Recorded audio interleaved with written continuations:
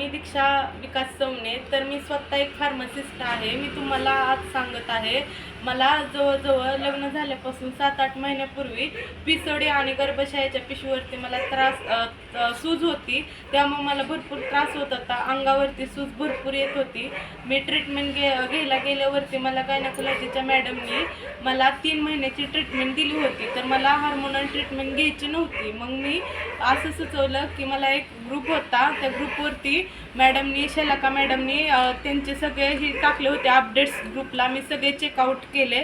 तर त्यात मला फिमेल चॉईस मला इतके छान वाटले ना, मी ट्राय केले, मला खूप छान रिझल्ट आला. तर मग हे नॅपकिनसुद्धा यूज केलं मी स्वतः. तर हे प्रोनायनर यूज केलं मी स्वतः नॅपकिन.